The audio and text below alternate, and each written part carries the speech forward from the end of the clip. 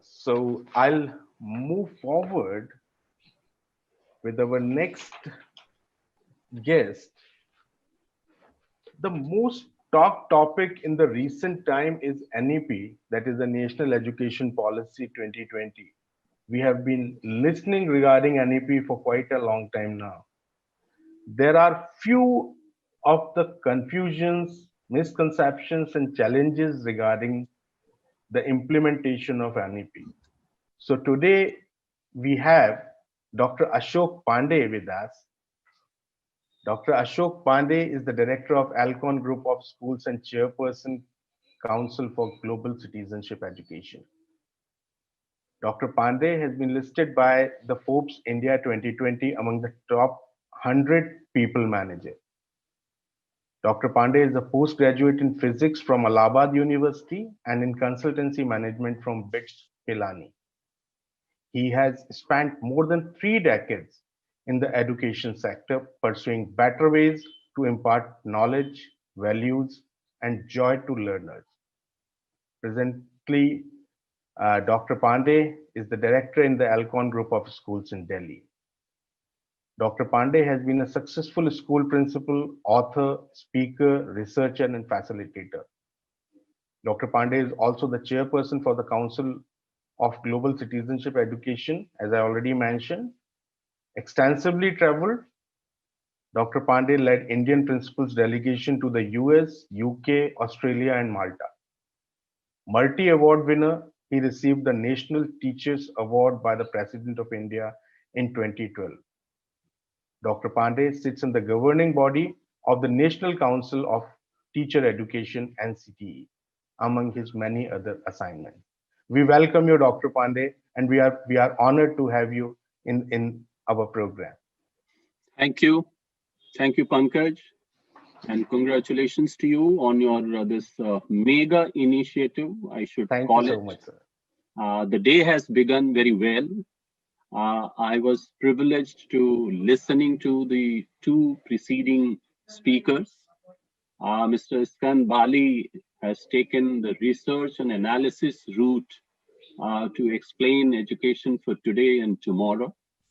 And Jaya ji has taken a case study route and her pioneering best practices that she is pursuing in her school. I think for the audience and for me particularly, it was almost a treat and has given a lot of insight into what is going on. The topic that you have allocated to me is about NEP. And after the research, analysis, and case study, I think the audience would be looking forward to some lighter moments. And therefore, I will take the storytelling route, where people can, in a very, very relaxed manner, listen to a story around NEP. So that is what I'm going to do the next 25, 30 minutes. If I last 30 minutes or my audience lasts 30 minutes, I'll be able to share something. So what I'm going to do is not talking so much about what NEP is. You know, it's been almost 3 months. And I think 3 months is a long time for educationists who are on this show at the moment. They know a lot what is inside the policy and what is not inside the policy. So what I'm going to do is to find out as to what is going to happen with the policy. But certainly, I have to build a context to the whole thing. So for all stories, you know, you have to tell the first sentence in all our childhood stories we learned, once upon a time, there used to be a prince and a princess, right? I mean, that is how most of the stories begin. So let me also begin by telling once upon a time, there was an educational policy. And so educational policy's history, you know, is very old, but I'll not go into 1968 and all that. Let me start with 1986. And I have a very, very special reason for that. The special reason is that in 1986, when the last policy came, I was just a 3 years old young master in a school. And then I had a vision, I had a perspective when the policy came. And when this policy has come today, I think, I have almost completed my career, you see. So I think I have a very, very emotional connect to the policy framing in this country. One thing I want to make clear, I may have some dispute here. Many people have said in the past 3 months that this policy has come after 34 years, thinking that it came in 1986. Well, mathematically, it may be right, but it has come 34 years late is something that I have problem with. I don't consider that the policy has come 34 years late. Imagine a national policy of a country of the size of India, cannot be framed every year or every 5 years. So there is a time lag between the two policies. In any case, let me also share with you that 1986, then there were amendments to it, 1992, then 2000, 2005, the curriculum framework came, 2010, the right to education bill came, So all these were party to the educational reform in this country. And now that we have this policy, I think we should be very happy about it. But yes, someone in the audience might think that, okay, then how late this policy is. So I would say that this policy is almost 2 decades late in any case, right? Because this policy talks about 21st century, this policy talks about next 30 years, 40 years policy framework. So it should have come 15, 20 years before. Then the country would have been much more in a better position than it is today. So that is one historical context to the whole thing. Now, there are 3 parts to this policy which are very, very important from an educator's point of view, from a child's point of view, from the parents and society's point of view. The first is, what is the fountain of inspiration that this policy draws from? So the fountain of inspiration for this policy is our knowledge system, our wisdom, you see, and our educationists, our reformers, the visionaries. I think that collective wisdom together is the fountain, one of the fountains. The second fountain of inspiration is that what this country has achieved in the last 70 years, and particularly in the last 34 years, vis-a-vis an educational policy. So that is the second. But the third one, in my opinion, which is very, very important, is that the 2020 and this policy, the policy framers themselves have said that the shelf life for this policy is 30 years. So imagine 2050 we are talking about. And how that shelf life is 30 years? First 10 years for implementation. Next 10 years for seeing the results and outcomes. And then review in the last 10 years of these 30 years, and then preparing for the next policy, you see. So imagine a rough calculation suggests that the child who is coming to school this year and will be already half the century of 21st century will be over. Whether that child goes into the workforce, becomes an adult, becomes a responsible citizen of the country, so on and so forth. And therefore, this policy has to sow the seeds of futuristic education. So that is the third context in which this policy assumes a great significance. Now, this is one thing. The second thing is that what has happened to our previous policies. I will only quote 2 things from the 86 policy. 86 policy said, while referring to 1968 policy, that so much problem has happened, the funds have not come, the political decisions have not been very swift, and therefore, there is an urgent need for a policy reform. Just imagine, the 1986 policy said about 1968 policy. And today, this policy almost says that 70 years of distortions accumulated as far as education of this country is concerned must be diluted with urgent efforts. So imagine again, this policy is saying the same thing. And therefore, it is very natural to apprehend that if 20 years later a policy comes, again that policy will come that the previous policies have accumulated a lot of distortions. And first we have to undo the distortion to achieve anything visible or substantial. I think we have to refrain from that. I think we have to take those measures so that the next policy or the next review says with a sense of pride that how this policy of 2020 was implemented in a very, very clinical, structural, and committed, intentional manner. And we have achieved this. You imagine in 2020, it is not difficult to measure and monitor and analyze and structurally present your everyday gains in any walk of life, including education. So now you cannot say that we don't have data and we didn't know how it happened. I think that will not be accepted. And for any aspirational country such as ours, I think that argument does not hold true. So this, and therefore, let me flag 3 or 4 things which comes in the way of even a very, very good policy, even a very well-intended policy, and that is because of the structure in which we are working. So I will give you an example of what we call PESTLE. So PESTLE, you say it, or you can say PESTLE, whatever you feel like.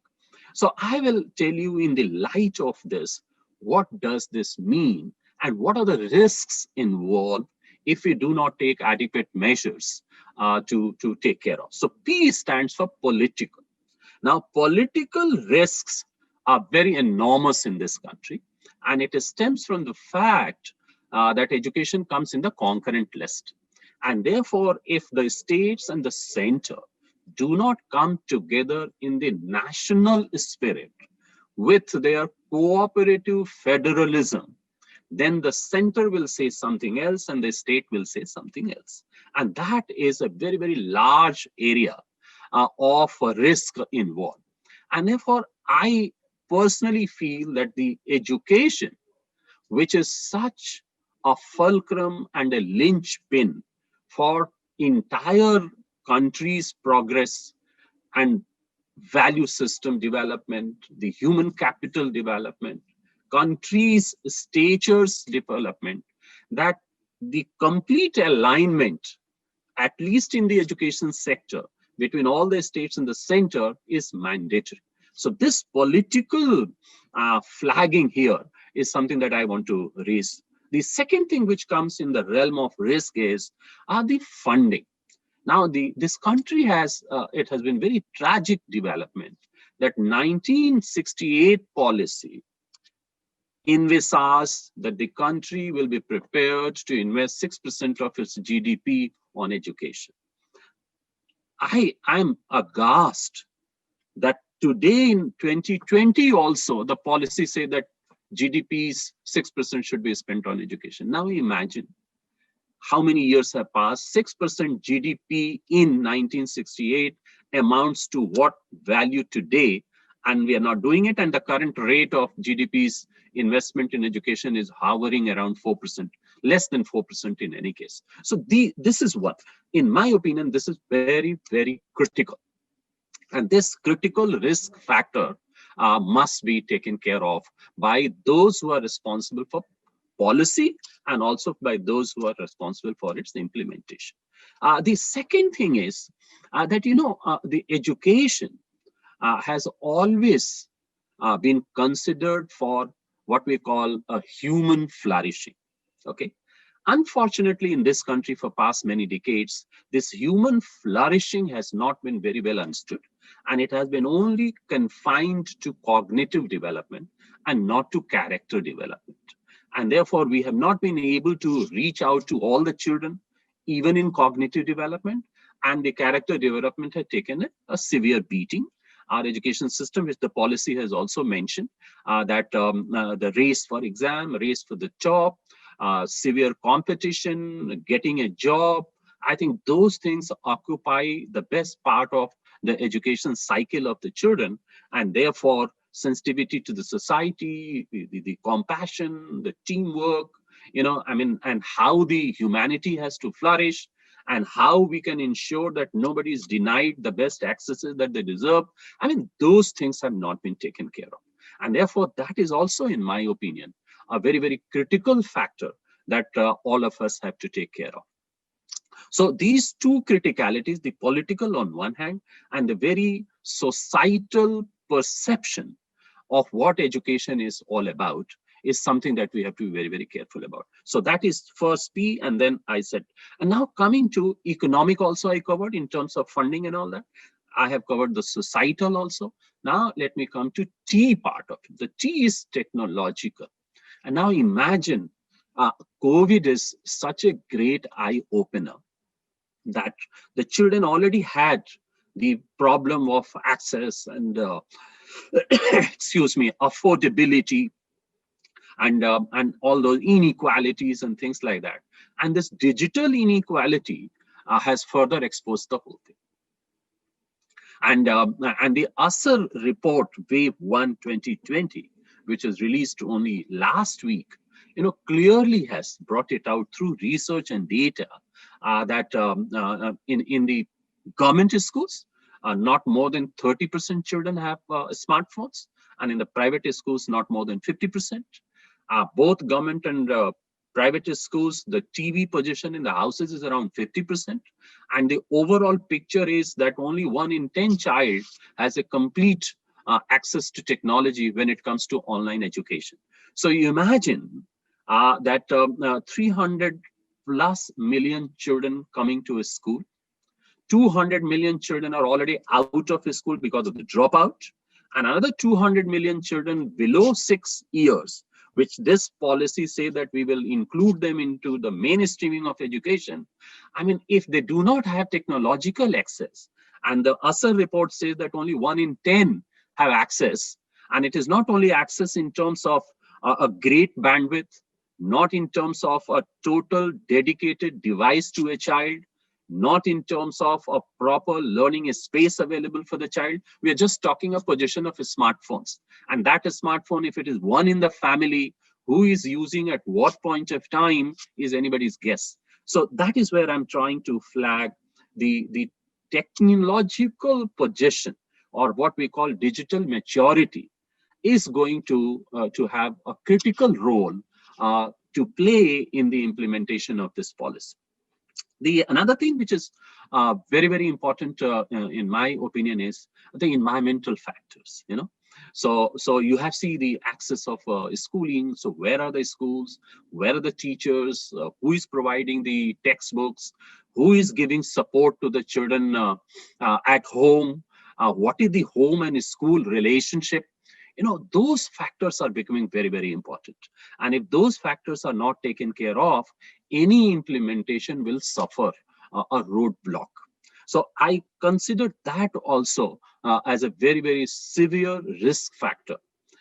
The last thing I want to tell as amongst the risk factors is, I mentioned to you in the beginning that our wisdom and knowledge system and our visionaries have given a lot of thought process for us. So for example, this policy derives its strength from what Swami Vivekananda said, that there is already a perfection within the child and everybody else has to try and manifest it. Now, who will do that manifestation? For that, you need a support system. Dr. Radhakrishnan's philosophy has been borrowed or quoted in this particular policy with regard to the teacher training and with regard to the status of teachers in this country. And he said it very famously that the society must take good care of the teachers, their status, their well-being, their economic conditions. And if you do this, then only you can make them accountable to do something great for the country. And he said that therefore it is necessary that the best minds come to the teaching profession. Unfortunately, the present reality is that the best minds are not coming to the teaching profession. Okay, India has a huge population and young population but our pipeline of prospective teachers is drying up. People come to teaching for whatever reasons. I'm not going into details of that, but it's a fact. It is recorded.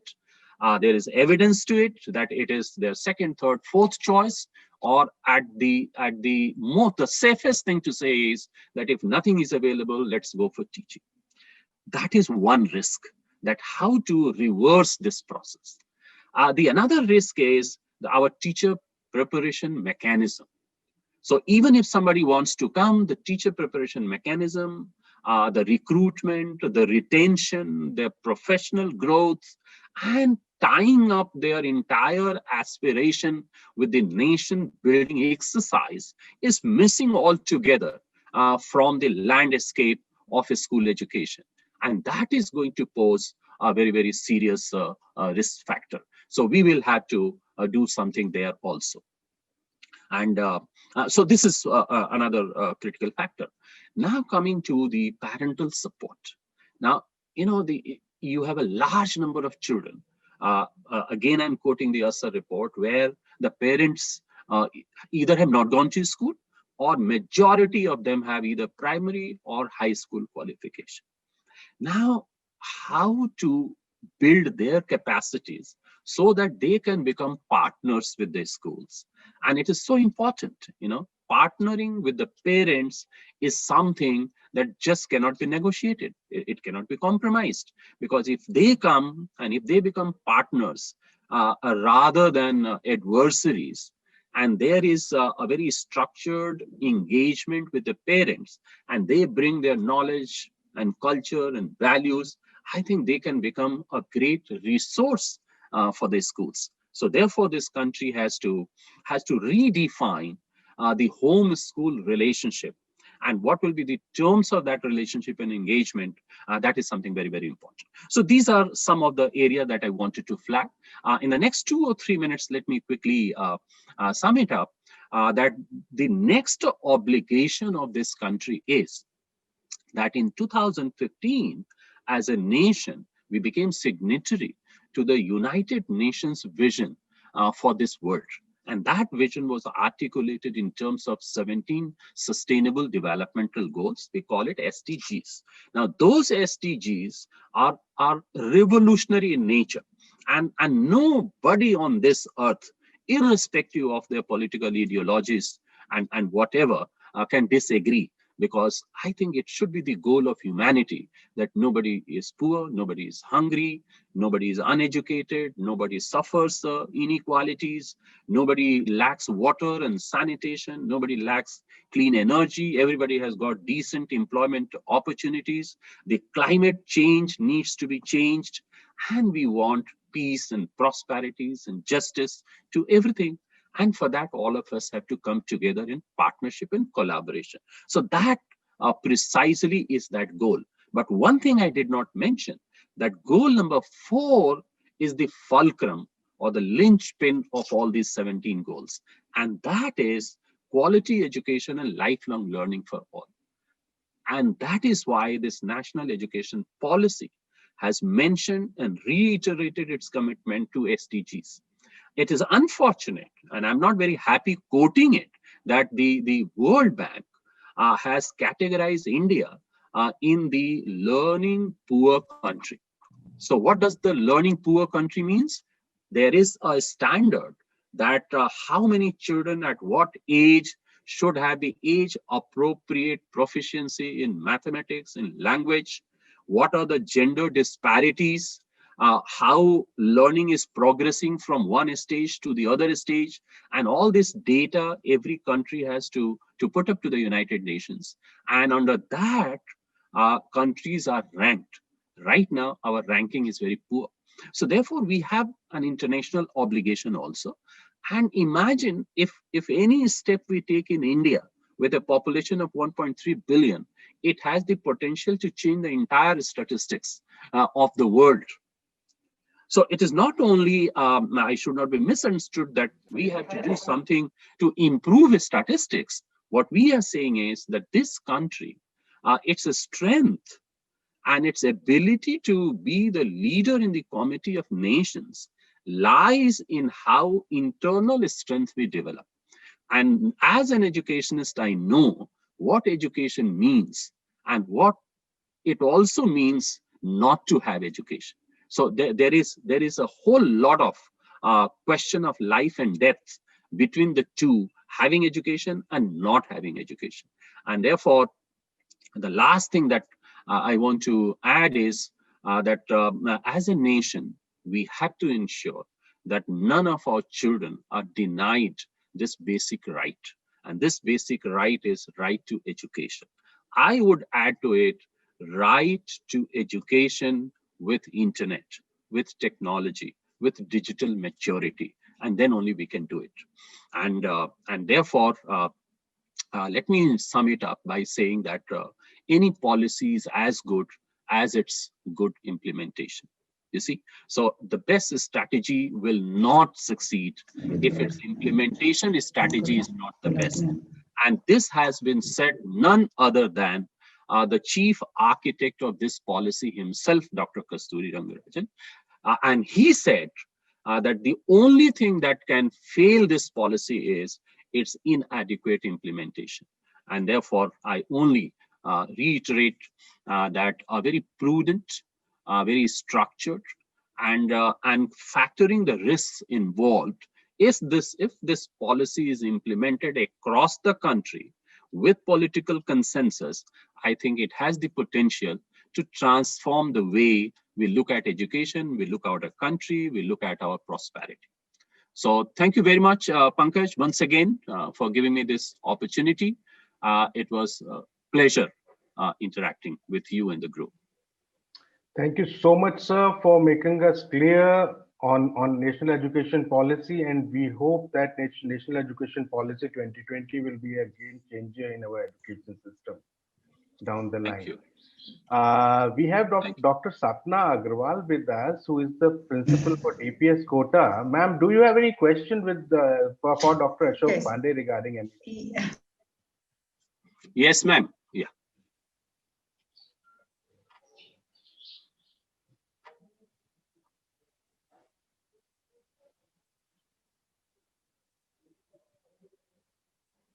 Yeah, Dr. Sapna. Ma'am,